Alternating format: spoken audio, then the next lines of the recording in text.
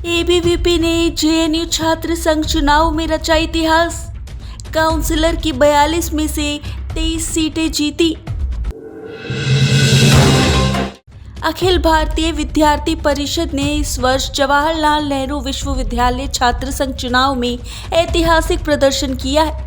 अखिल भारतीय विद्यार्थी परिषद के उम्मीदवारों ने विश्वविद्यालय के 16 स्कूलों और विभिन्न संयुक्त केंद्रों के कुल 42 काउंसिलर पदों में से 23 पदों पर जीत दर्ज की है।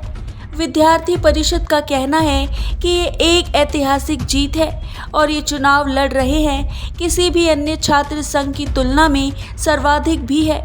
जेएनयू के विभिन्न स्कूलों और केंद्रों में एबीवीपी के प्रदर्शन की बात करें तो स्कूल ऑफ इंटरनेशनल स्टडीज़ में 5 काउंसिलर पदों में से 2 सीटों पर विद्यार्थी परिषद की विजय हुई है। स्कूल ऑफ सोशल साइंस की 5 काउंसिलर सीटों में से 2 सीटों पर विद्यार्थी परिषद ने जीत दर्ज की है। विद्यार्थी परिषद के मुताबिक इस चुनाव में उन्होंने 2 ऐतिहासिक सफलताएं अर्जित की हैं। पहली सफलता स्कूल ऑफ सोशल साइंस में मिली है। इसे जेएनयू में वामपंथ का गढ़ माना जाता रहा है। यहाँ अभाविप ने 25 वर्षों बाद 2 सीटों पर विजय प्राप्त कर एक ऐतिहासिक बदलाव का संकेत दिया है।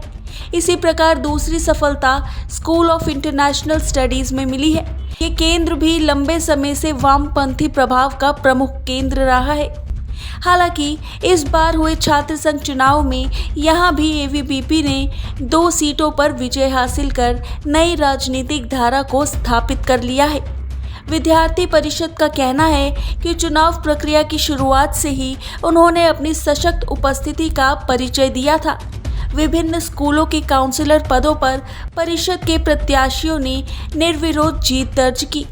विद्यार्थी परिषद के मुताबिक स्कूल ऑफ बायोटेक्नोलॉजी के एकमात्र सीट पर उनके Surendra Bishnoi, school of Sanskrit and Indic studies की तीनों सीटों पर प्रवीण पीयूष, राजा बाबू और प्राचीन Jaiswal, special centre for molecular medicine की एक सीट पर उनके उम्मीदवार गोवर्धन सिंह निर्विरोध निर्वाचित हुए हैं।